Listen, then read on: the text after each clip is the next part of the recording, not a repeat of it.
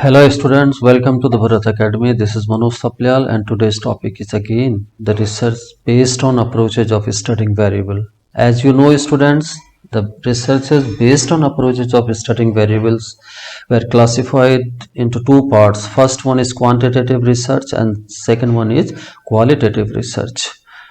Students, जैसा कि आपको पता ही है, वेरिएबल की स्टडी के आधार पे जो रिसर्च हैं वो दो तरह से हम विभाजित कर सकते हैं, एक क्वांटिटेटिव रिसर्च और qualitative research. Quantitative research we have already discussed in my last video and today we shall take qualitative research. Now we come to the qualitative research.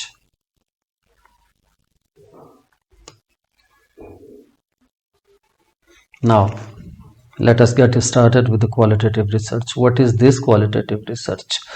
In this case, the researcher will examine the human behavior in depth and data are collected in descriptive form, in words or through explanation, not in numeric form.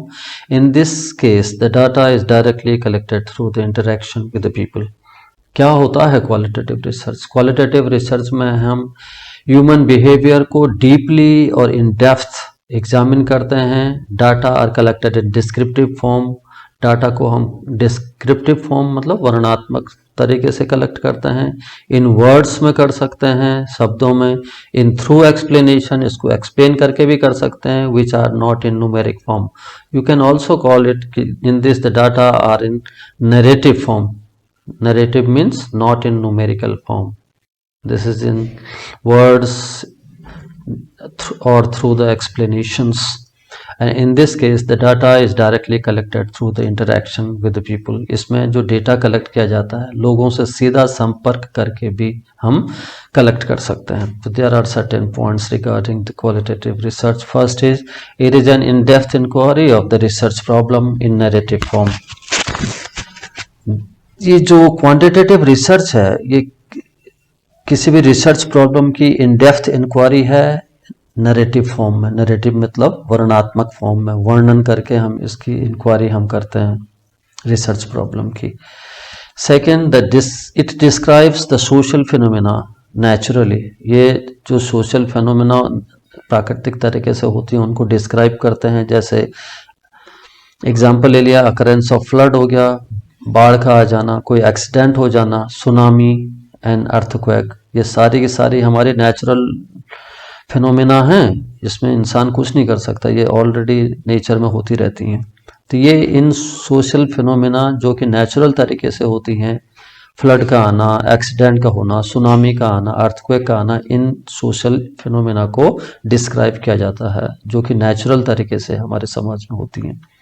Next point is, in this the data are collected in descriptive form. This is very important. In this case the data, जो भी data हम collect करते हैं वो descriptive form में होता है, numeric form में नहीं होता है.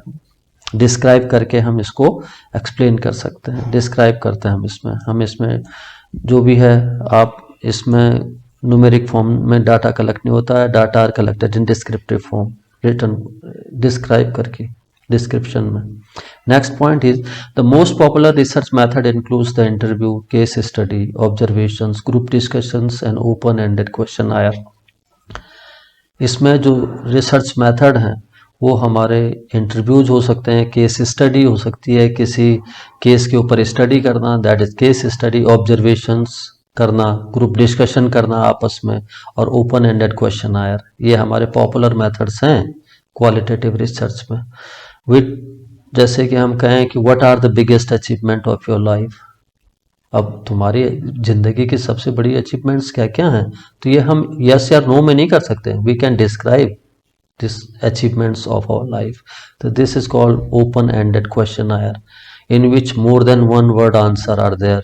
The next is, this type of research is found common in social science where researchers intend to study social and cultural phenomena with their natural setup. इस तरह की जो रिसर्च है ये अधिकतर सोशल साइंस में ज़्यादा की जाती है, जहाँ रिसर्चर ट्राई टू अंडरस्टैंड या try to study the social और कल्चरल जो फिनोमिना है जो कि प्राकृतिक रूप से घटती हैं, रिसर्चर उनकी स्टडी करता है. Next is, unlike the quantitative research, no numerical measures are incorporated in quality research. Qualitative qualitative research में हम क्वांटिटेटिव रिसर्च की तरह नंबर सिस्टम का इस्तेमाल नहीं करते. It uses in depth analysis approach by taking case study और event to the study the situation. ये यहाँ यूज किया जाता है इन डेप्थ एनालिसिस करने के लिए. जो भी हमारी केस स्टडी होती है या कोई भी event to study the situation, उस इवेंट की सिचुएशन को स्टडी करते हैं. Next is, it is not involved in the investigation and developing hypothesis. This is very important regarding the qualitative research. In this case, we don't develop any hypothesis. While quantitative research is used to develop a hypothesis, but in this case, in qualitative research, it is not involved in any type of investigation or developing hypothesis. We don't test the hypothesis in qualitative research. Next point is, common perception of research is emphasizing on discovery rather than proof. Qualitative research का जो main emphasis होता है वो discovery पे ज़्यादा होता है बजाय proof देने के. हम discover करते हैं किसी भी चीज़ को, यहाँ उसके proof की हमें ज़रूरत नहीं होती. Next point is, action research, phenomenology, grounded theory, ethnography, case study and historic research are major examples of qualitative research. ये qualitative research की classification बता रहा है. Action research, phenomenology, grounded theory, ethnography, case study, history, all are classification of qualitative research. Next point is, in qualitative research, inductive reasoning is used, while in quantitative research we use the deductive reasoning. Deductive means बड़े से छोटे कर देना. Inductive means from various objectives we form a solid research topic, research problem. Next point is, method of data collection includes observation and interviews. In qualitative research में जो data collect करने के जो मेथड है वो ऑब्जर्वेशंस करके, लोगों को ऑब्जर्व करके उनका इंटरव्यू लेके हम करते हैं. Next point is, in this case the sample size is very small. जब हमारे पास सैम्पल साइज स्मॉल होता है, then we apply this qualitative research, since the generalisation of finding is generally not possible. हमारी रिसर्च के finding को generalise करना यहाँ संभव नहीं है, क्योंकि in qualitative research the data are richer and time consuming. Data, यहाँ जो क्वालिटेटिव रिसर्च है इसमें डाटा कलेक्ट करना बहुत टाइम लेता है. It's very time taking process. Next point is, it is the subjective method. ये एक सब्जेक्टिव मेथड है क्वालिटेटिव रिसर्च. क्यों है वो अभी समझाते हैं. The researcher collect the data. यहाँ रिसर्चर क्या करता है, डायरेक्टली कलेक्ट करते हैं डाटा. जैसे सुनामी इफेक्टेड एरियाज हैं, सुनामी विक्टिम से डायरेक्ट डाटा को कलेक्ट करना, या फ्लड विक्टिम से डायरेक्ट डाटा को कलेक्ट करना, that victim will be subject here.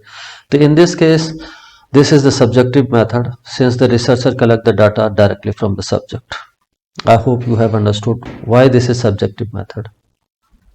Now student, I try to explain this qualitative research through this example.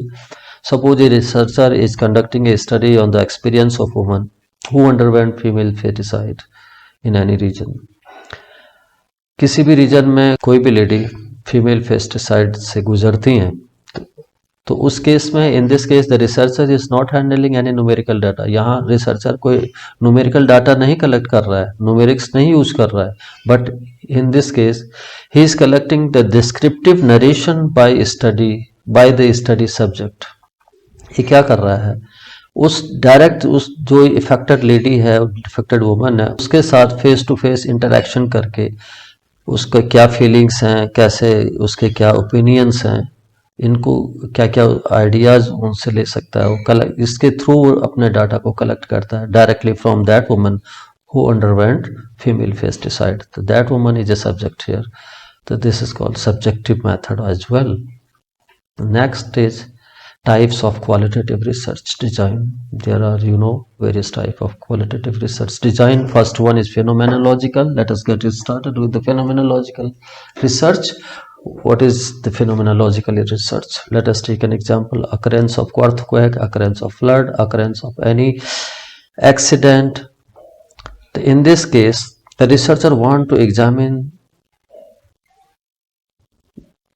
ये जो हो रहा है, अभी मैं बता रहा हूँ, ये सब नेचुरल है कि नहीं है. अर्थक्वेक का होना, फ्लड का आना, बाढ़ का आना, किसी एक्सीडेंट का हो जाना, सुनामी का आ जाना, ये सब ऑल आर नेचुरल फिनोमेना.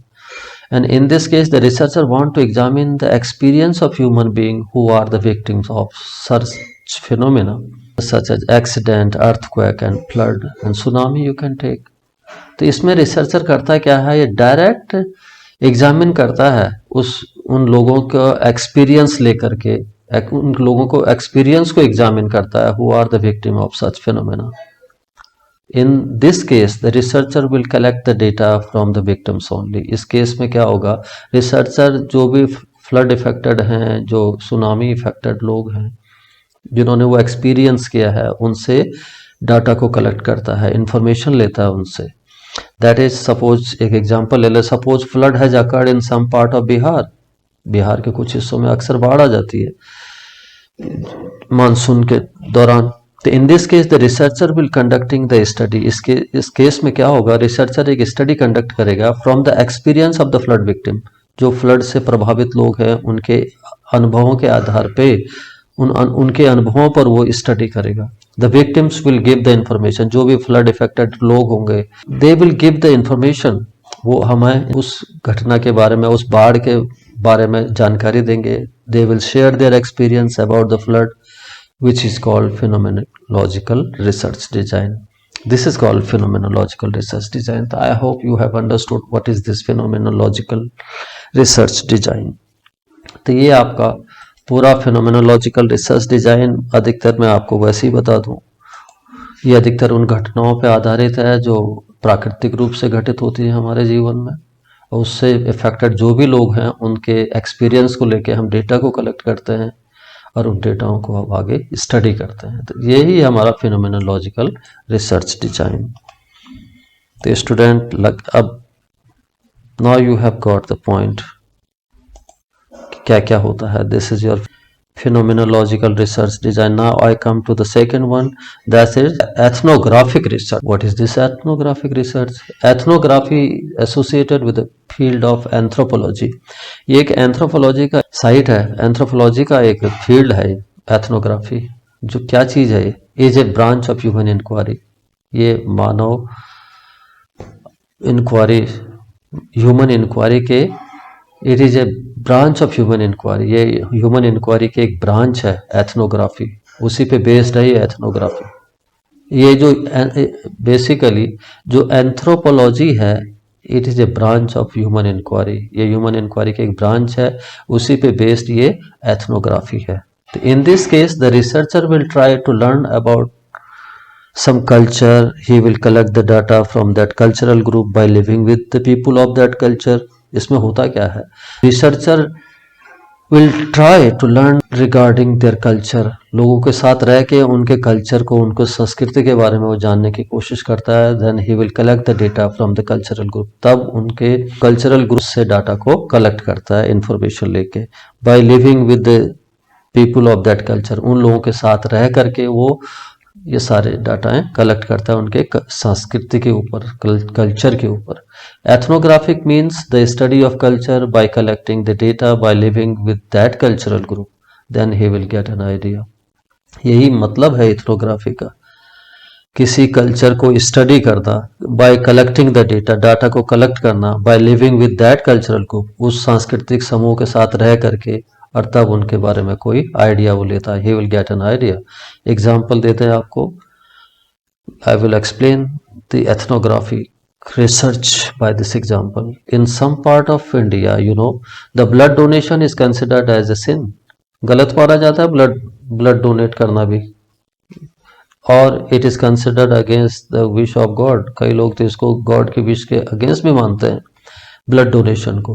तो इन दिस केस रिसर्चर क्या करेगा, in this case the researcher will with that cultural group, वो उस कल्चरल ग्रुप के साथ रहेगा, to collect the data, data को कलेक्ट करेगा फ्रॉम देम, उनसे, विदाउट नोइंग देयर नॉलेज. उनको पता नहीं चलना चाहिए कि वो डाटा कलेक्ट कर रहा है. तो then he will know their views. तब जाके उसको पता चलेगा देयर व्यूज, उनके विचार regarding the blood donation. Blood donation के प्रति उनके क्या विचार है, तभी वो जान पाएगा. तो ये एग्जाम्पल था एथनोग्राफिक रिसर्च का. तो I hope you have understood what is this ethnographic research. Now we come to the next one is grounded theory. What is grounded theory? The term grounded theory means the theory developed from the research that has its root in its data from which it was derived. इसमें होता क्या है, इसके जो roots होते हैं वो data होते हैं जहां से ये डिराइव किए जा सकते हैं. तो यही मतलब है ग्राउंडेड थ्योरी का. Theory developed from the research, उस रिसर्च से डेवलप की हुई थ्योरी को ग्राउंडेड थ्योरी बोलते हैं. Which has its roots from which it is derived, जिनके रूट्स वो डेटा होते हैं जिससे ये डिराइव किए जा सकते हैं. तो in this case the researcher is discovering और developing a new theory after examining the data. क्या करता है रिसर्चर इस केस में?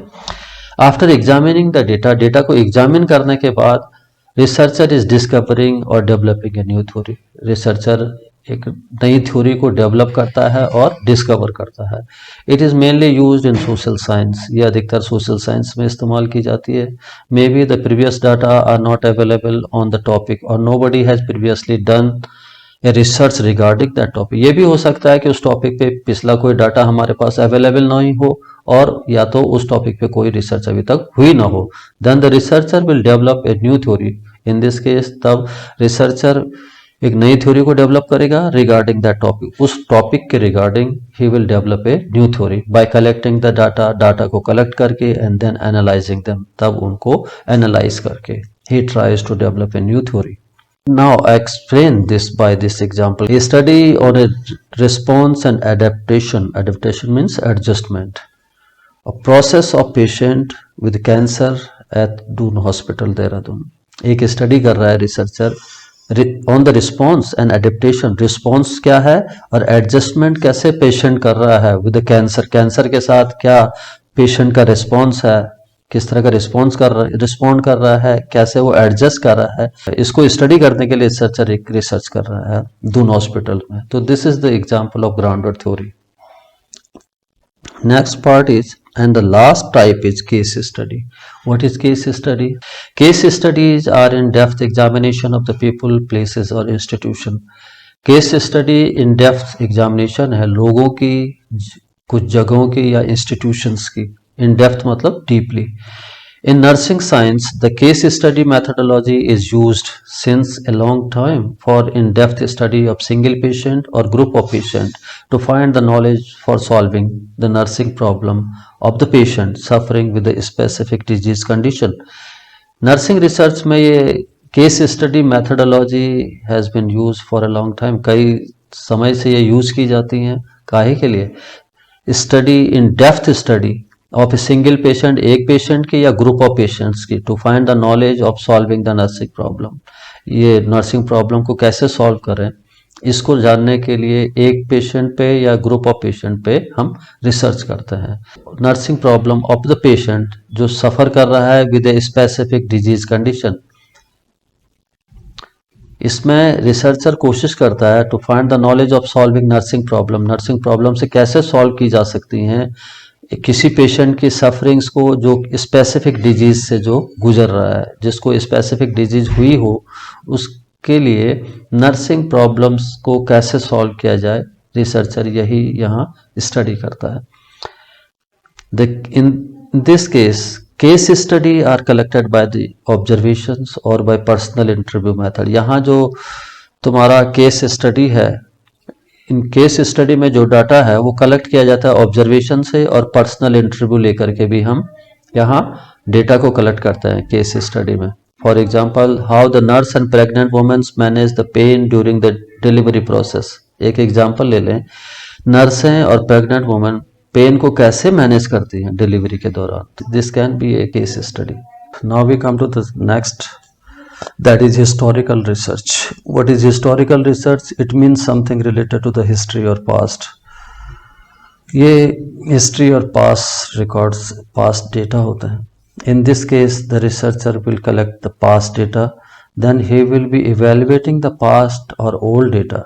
After evaluating, he is making a relationship with the present as well as what is happening in the future. जो पास data हैं उनको evaluate करने के बाद researcher is making a relationship, एक रिलेशनशिप बनाने की कोशिश करता है प्रेजेंट, जो हमारे प्रेजेंट हैं, और what will happen in future, और आगे क्या होगा उसके बीच में एक रिलेशनशिप बनाने की कोशिश वो करता है after evaluating those past data. For example, a researcher want to study, researcher एक स्टडी करना चाहता है on on how nursing was develop in India, कि नर्सिंग जो है वो इंडिया में कैसे डेवलप हुई। तो in this case what will he do? In this case he will collect the past data, and then after evaluating that past data he will analyze them and then try to make a relationship between the present as well as the future. So I hope you have understood what is the research design related to the historical research. Next and the last one is the action research. In this case the problem is identified and then action is taken and then we study the effect of that action. क्या करते हैं हम इसमें, सबसे पहले problem को identify करते हैं कि प्रॉब्लम है क्या, उसके बाद we take some action, some implementation is done, action is done, and then we study, हम स्टडी करते हैं कि उस एक्शन का क्या फर्क पड़ा, we study the effect of that action. So this is all about the action research. Let me explain this by this example. Suppose a researcher finds that nursing practice in India is not proper. उसको किसी researcher को लगा कि India के अंदर nursing जो practice है this is not proper and he is thinking of implementing the German nursing practice in India. उसे लगा प्रॉब्लम ये हुई, उसको जो प्रॉब्लम नजर आई इंडिया में उसे नर्सिंग के ऊपर वो ये रही कि nursing practice in India is not proper, this is problem, and then he is thinking of implementing the German nursing practice. This is action. He is taking action. He is thinking of implementing German nursing practice in India, and then he is studying the effect of the German nursing practice in India. अर्थात वो German nursing practice का India के ऊपर क्या effect रहा उसकी study करेगा। So this is all about your action research. This is called action research. So I hope students you have understood what is the qualitative research and what are the various classification of qualitative research. So that's it for today, and with this our lecture is over. And dear students, if you have found this video interesting and helpful, then please like my video and subscribe my channel. Thank you very much for being with me. Thanks a lot.